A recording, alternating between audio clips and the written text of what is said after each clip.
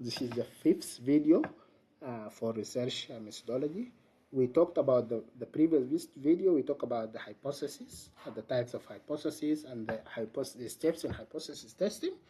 And we find like that we're going to measure the steps of testing the hypothesis, whether it is a null. We want to, and like the main output of the hypothesis testing is to determine whether we are going to accept or reject the null hypothesis. Okay? Or we can say that is there a significant relationship between the two variables, or there is no significant relationship between the two. So we move to the next point, which is about the type of errors in hypothesis testing. When we do the hypothesis testing, as we said, like we either going to accept the null hypothesis, which means that there is no significant relationship between the variables, or we accept like the null hypothesis, and then that means there is no significant there is no significant relationship between the two. So the four types of errors that can appear when we are doing the testing, it is four types. The type 1 error, okay, we call it type 1 error. This is called the false positive. What we mean by false positive, here the decision we reach to, because here we said there is a step here, we make a decision, either we are going to accept or reject, okay, the null hypothesis. So here we reject the null hypothesis. We rejected the null hypothesis, but the true decision that we're supposed to make is that we're supposed to accept the null hypothesis. Okay, this is the main thing here. We reject the null hypothesis while it is actually true. Okay, the type 2 error like is the opposite.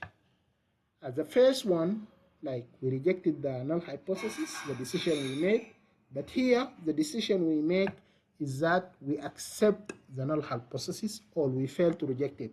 Okay, we say that there is no significant relationship between the two, but the truth is that like we're supposed to reject the null hypothesis. This is the right thing. The right thing that we're supposed to do is that we're supposed to reject it. But in type 2, we already accepted the null hypothesis while we're supposed to reject the null hypothesis. This is called the false negative. So you see the difference between the two. In type 1, you reject, okay, while it is like we're supposed to accept. But in type 2, you accept the null hypothesis while you're supposed to reject. So the type 1, we call it false positive. The type 2, we call it false negative. When we talk about the type 3 error, okay, here we we correctly rejected the null hypothesis. There is no issue that we correctly rejected or we correctly accepted the null hypothesis. There is no mistake here.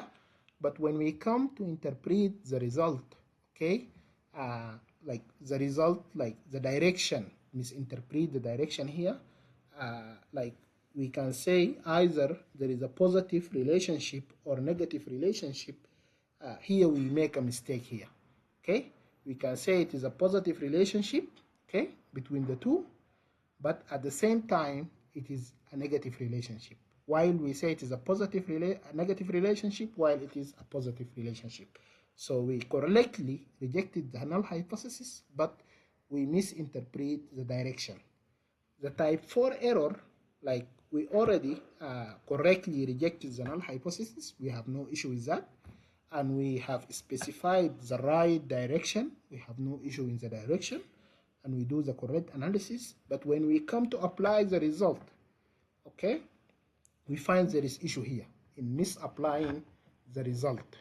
Okay, you either you communicate or use the findings incorrectly. Like you have the findings that you got, but you use it in like a different context that is not supposed to use it in, or you say like you find that like, you don't consider like other issues like the intervening, like maybe the correlation between the variables. Maybe there is another variable that is affecting here, but you don't consider.